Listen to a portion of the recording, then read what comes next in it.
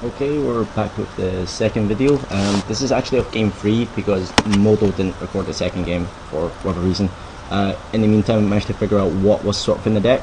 We had Digraph, Ghoul, Typhoid Rats, Walking Corpse, Scaredag, High Priest, the rare, that Morbid makes a 5/5 flare. We had Disciple of Just Brand, just the guy that sacks a guy, he gains some life.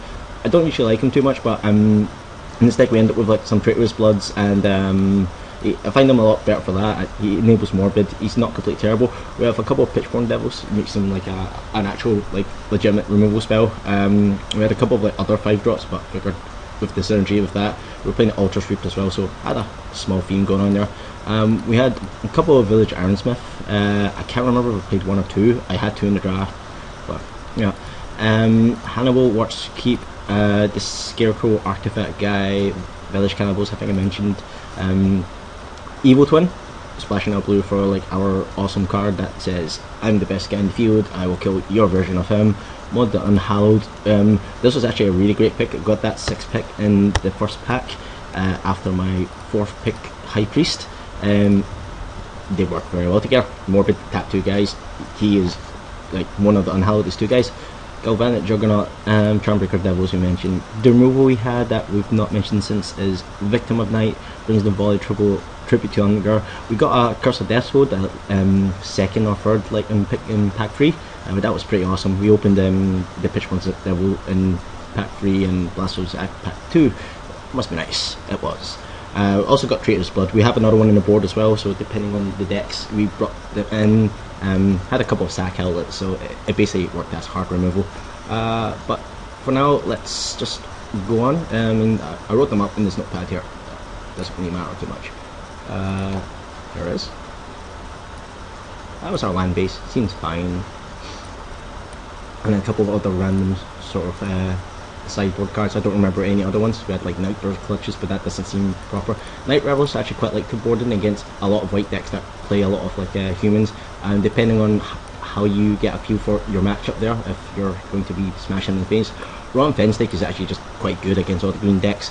They can't prey upon them, all the guys trade, and the Traitor's Blood like we do find a use for, as we'll see at some point. But anyway, here's game 3 of the first match. I don't remember much about the second one, other than I sided into a normal deck, took out 30 odd cards and beat them down. So we start off here. Let's go. You didn't quite see that, but Modo's a bit too fast. Basically mulligan, I think it was 3 land plus all my rares. That was Blasphemous Act, Evil Twin, and Charmbreaker Devils. This hand's a lot more keepable. It's got. I like keeping it a lot of hands with this, just because like it gives you 2 guys. If they remove one, you still have one to block or to trade or whatnot. Brimstone Volley gives us like the turn free play as well. And we've got the double black on this, so it's no problem. No fear. Draw the land. Just what we want. I mean, I don't think he's going to apply too much pressure, and drawing the Curse of Death Sword gives us like real game against so much. It turns out it ends up being quite brutal, and he's just getting his land count, that's fine. First actual play comes up here in a moment, I think. Yeah, so the thoughts now are to, do I play Tribute to Hunger in response? Do I play Tribute Hunger afterwards? Do I Brimstone him? Do I just play Moan? Traitor's Blood isn't really a concern. I mean, the Curse of Death Sword's going to get this guy. Like, he's not a concern whatsoever. I thought about if I play Moan on next turn, I'll have 2 guys. He's probably not going to attack into them, and if he did, I'll happily trade. I'll get like his 2 cards with my 1. He's probably not going to do that. He's more likely to actually do nothing on his turn and get a 6/4. And I suppose I trade like a turn for like 2 guys, but I didn't even want to do that. I want to just get this guy off the board straight away. He seems like he's more threatening, and I've only got so many ways to like sort of contain him. Well, actually I've only got one way, like this card, which doesn't contain him once he flips. This doesn't get him because he's still around. So I've got a bunch of removal. Usually Brimstone Volley wasn't too bad. Yay. So these guys will get their group. Do I trade? I don't remember what I did. Yeah, we definitely don't trade. He places super awesome rare. Interaction here as well is that guy dies, he gets a counter on this, gets a 1/1, the 1/1 dies. Awesome. Slay, as someone else says. Yay! This guy is a bit awkward. I mean, not terribly so. I mean, there's no reason for me not to go back like Slay again. I just stop. Comes and play tap, that's fine. We've actually got quite a reasonable clock as well. I mean, 6-6, Tribute Hunger will kill his guy and you can blood him as well, and when you do that, like he gets back to, turns back into a 4-2. He's played like a Reckless Wave, basically just to get a counter on this. It died straight away. He has virtually no cards in hand, and you know, got a reset just in case things goes really badly. Felt quite strong in his position, and also like the Kesset Wolf one was more of a concern. Saying about what do I do in response? Can I Tribute Hunger? What does that entail? Like, I'll take another 2.